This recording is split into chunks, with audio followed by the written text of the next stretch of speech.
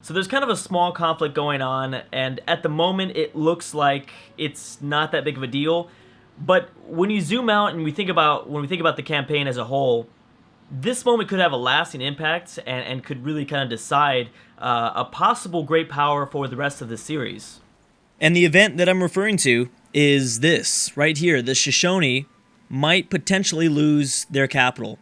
And this is a big deal because the Sioux are in number one in terms of all the demographics, almost all the demographics. The Congo are definitely stepping up their game. Okay, so now they're a little bit more. So the Congo now win in population and GNP. Before the last video, the Sioux had all of these categories under their belt. So the Sioux are looking really powerful. And I really think that, like I said, this looks like a small moment, but if they took the Shoshone capital, I don't think that anybody else would be able to stop the Sioux at that point. The Shoshone are pretty powerful.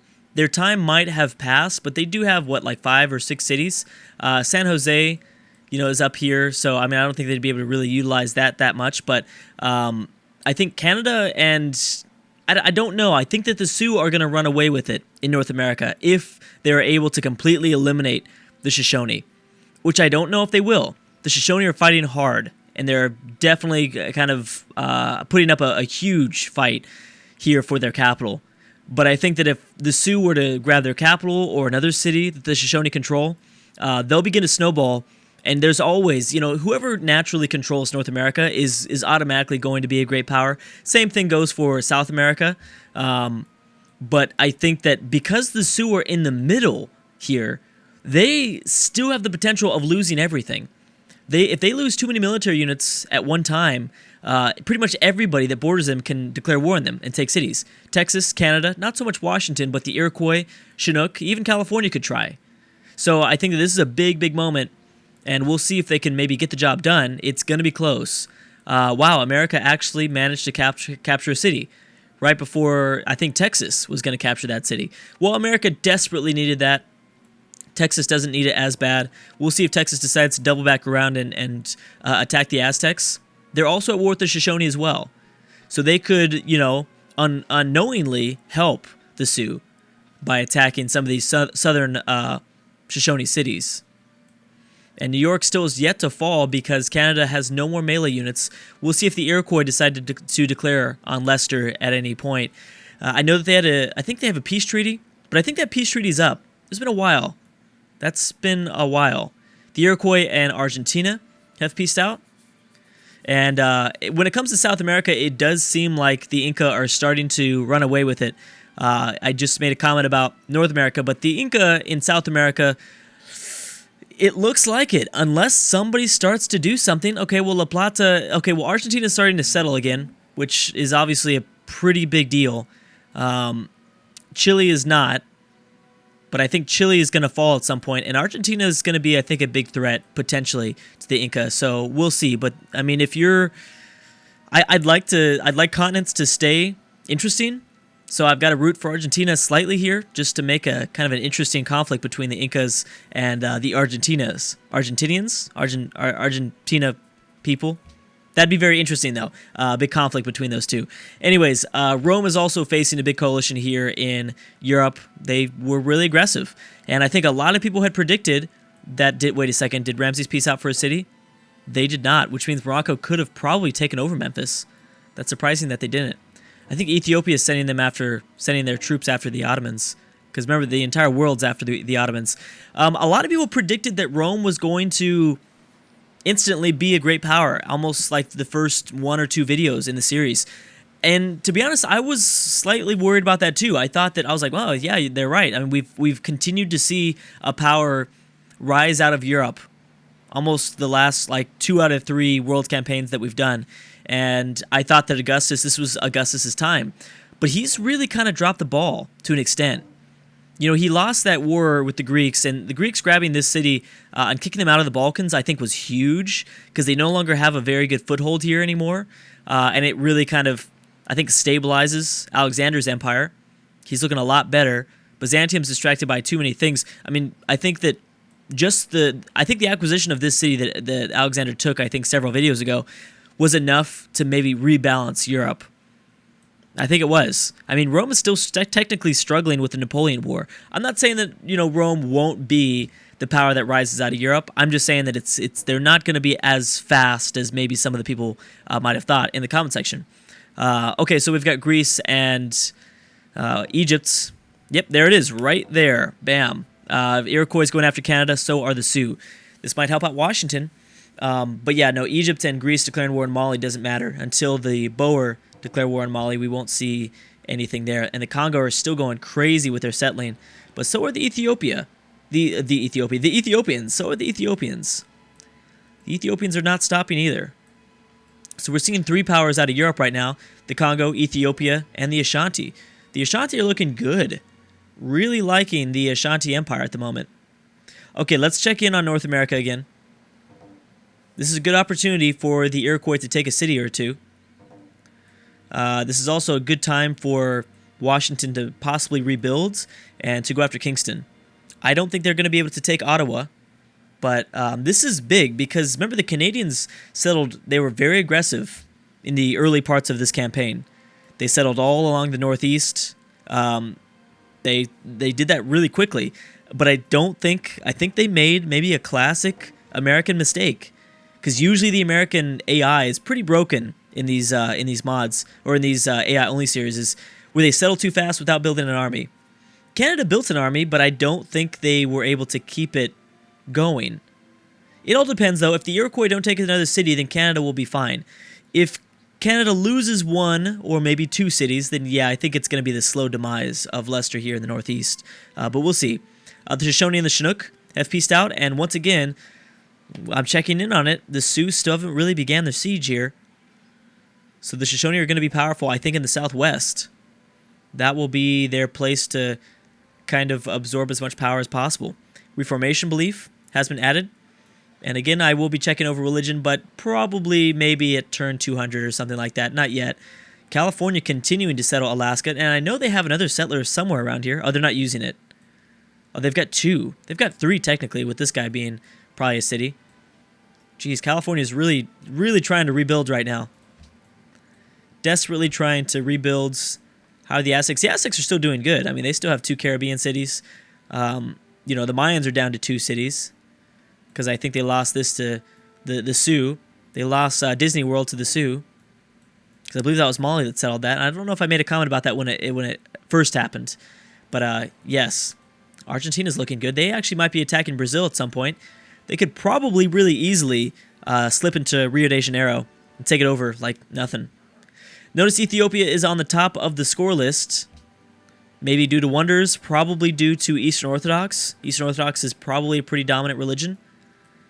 Although it looks Islam seems to be quite powerful as well. A lot of military units moving around, but no, we haven't really seen any interesting sieges occur. I mean, are the Ottomans still holding on to their city? Oh, it's going to be close. It is going to be close. The Babylonians might take this last second.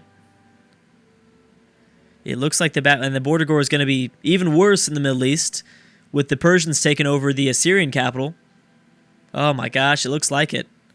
Because everyone really wants Istanbul. Everyone desperately wants that city, so I don't know, we'll see. It could be the Germans. Imagine if the Germans take this. I mean, Bismarck needs it too, but that would just be such a weird, I guess, colony for them to have. It'd be very strange.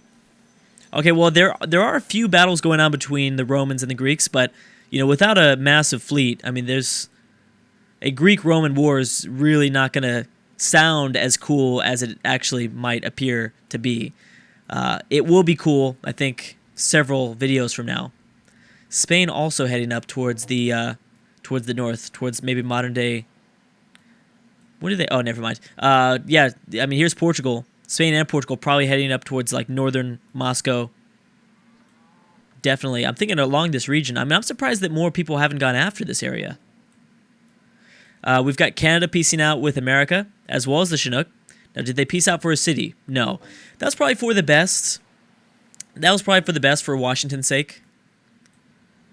And, yep, this city will more than likely fall to the Iroquois. The Iroquois really needed this, and then they'll be able to attack Ottawa.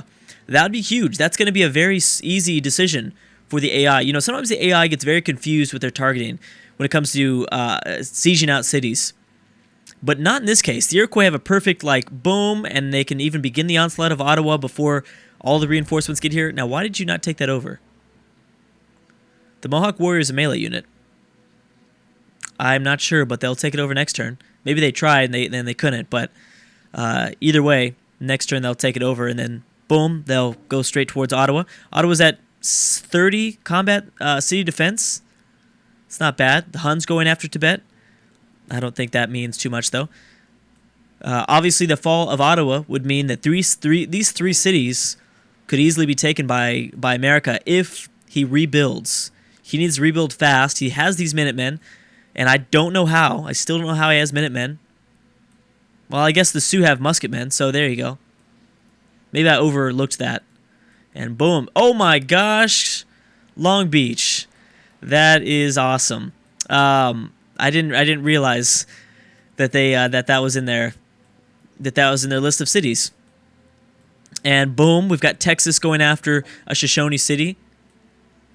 Has the peace still occurred yet? No, I don't think so. Brazil and Argentina. Yep, that is what I figured. Morocco and the Boers. I'm sorry. That doesn't mean anything. Morocco and the Boers too far away. But yeah, Argentina going after Brazil could be huge, especially seeing as Brazil has most of its troops in Salvador trying to attack Colombia. Thing is, though, the Inca are going to swoop in after Colombia. I think they're going to take this over very easily. We've got Denmark and Japan. That's an interesting war. Yeah, that's interesting. People piecing out the Ottomans. We've got Carthage going after the Romans, and the Russians going after Denmark now, too. Oh, but Denmark will be fine. How's Carthage doing? How's their navy? Carthage does have a bigger navy. They're a bigger threat. Everyone's going after Denmark. Oh, let's not forget about this Danish city. I forget about that. The Huns going to war. Ethiopia and the Huns are piecing out. What just happened? So the Iroquois took over this Canadian city, and I might have made a mistake. Maybe I'm wrong about this. I thought it'd be easy for the AI to target Ottawa right afterwards, but it looks like they're sending units towards Montreal. That's not a smart decision. That is not the decision they should be going with at the moment. Because Canada actually is a pretty good fleet up here. They've got a pretty good fleet hiding. The Ashanti going after Carthage, and the Ashanti also going after Morocco. That's pretty big. And Texas has taken a Shoshone city, which means that this city, the Shoshone capital, is more than likely to fall. Also, notice how much population has died in this city. So maybe my intro might be, even with the Sioux gaining this Shoshone city, it might not be as I predicted in the intro. Because if Texas continues to do what it's doing, and if Texas continues to take Shoshone cities away, making sure that the Sioux are not able to take these cities away, then the Texans would be a great kind of counterbalance to, I think, the aggressive natives. I guess they're aggressive native neighbors to the north. The aggressive natives to the north. The three N's. And wow, the Germans were able to take over Istanbul. Oh, man. What a weird campaign already. It's only turned 188, and we have the Germans taking Istanbul. That'd be good for Bismarck, though. I mean, he really desperately needed this. I don't know how he's going to be able to defend this city. It's at 2 population. Resistance will be up in 2 turns, though, so that's good. But they're going to need to annex this as soon as possible and start to rebuild some troops. So the Germans will have a stake in the Middle East, which I think will be kind of interesting if they can hold on to it. I'm excited to see how they're going to go about this. So Denmark seems to be the next onslaught for the world to declare war on. It was the Ottomans before. It seems like it's Denmark now. Really got to be careful of Mali. I really want to watch Mali. Why does Mali have... Look, Morocco has no military here at all. Oh, the Ashanti are doing... I'm sorry. I keep mixing up the Ashanti and Mali. This is the Ashanti. The Ashanti have a pretty good fleet already out in the Atlantic. That's surprising. I'm glad that they've been building so many boats with their capital coastal city. It's actually their only coastal city. But still, it's probably one of their best. Yeah, so this is Mali's chance to really, I think, solidify their power in Africa as well, to not let the Congo just kind of I don't know, walk all over them. Portugal still looking for a spot. We've got Ethiopia continuing to settle. And there goes the French-Roman war. There's a peace deal there. Rome's probably going to settle, I'm thinking Sardinia. Or maybe Sicily, possibly. They need to be careful. I think the Carthaginian war is still going on to the south, so Augustus needs to watch it. He has really stopped. I mean, Europe is kind of slowing down. I'm actually shocked that no one has retained any power from the region. By this point here, I think since no one really has kind of come out and shown that they're going to be kind of the muscle for this continent, I think it's likely that there still might be a great power that arises in Europe, but it probably won't be. They probably won't be that strong. We started seeing someone like France in a previous campaign in a TSL world map, where it was pretty clear by this time, definitely by turn 200, that they were going to be a power to be recognized, but not anymore. I mean, it's still kind of up in the air for the most part. I mean, I could even see Germany get lucky. They could possibly take over Copenhagen. I mean, who knows? Maybe even Norway. I don't think it technically has to be some of the people that... I mean, it could be Byzantium, too. But it doesn't necessarily have to be some of the civs that have the most cities right now. They'd have to get lucky, but still. Really want to keep an eye on the Ashanti. That will be very interesting to see what they do here. And the Congo are now moving towards the Arabian Peninsula. And Arabia is going to get stuck. Harun al-Rashid is going to get cornered off very soon here. Very soon. Portugal still has not settled. And we have Greece coming over here as well. Greece going after some Eastern Russian lands. Turn 190, 1300 AD. Let's go ahead and check in on probably the siege of Rio de Janeiro. Now we have Mali going after Songhai. So yeah, Brazil has a pretty, I don't know, they actually have an infrastructure in place, so they could try to run back towards their capital, but I think it'll be too late by then. I think it's going to be far too late for them, and then Argentina is about to kick butt. Wow, they've got a lot of units. Rio de Janeiro is also a coastal city, which means it will be melee attacked. Yeah, it will for sure be melee attacked. Let's check in on, wow, and the Inca really growing in strength as well. Egypt going after Songhai. Remember, Songhai is stuck with only 2 cities. We've got the Aztecs going after maybe another Caribbean city. Maybe Puerto Rico or something like that. Around here. Haiti. Possibly. So Texas has, I think they've ran out of steam when it comes to their sieges of the Shoshone Empire. But the Sioux have not. The Sioux are still, I think, really close to taking the city, but I don't even know if it's worth it at this point. The Chinook might also try to grab some Shoshone cities as well. Sacramento is coastal, but so is San Francisco. And here comes another Californian settler. They actually, California has a very good chance of finding the Old World. They could easily move through Long Beach, move through this island here, and then follow the shallow water. They might be able to find the Old World before caravels are discovered. That would be definitely a very interesting scenario.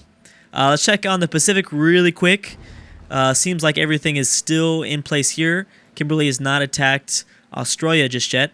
And the Indonesians haven't settled any more than outside of their 5 cities. Anyways, guys, I'm going to stop right there. Thank you so much for watching, and I will see you guys next time.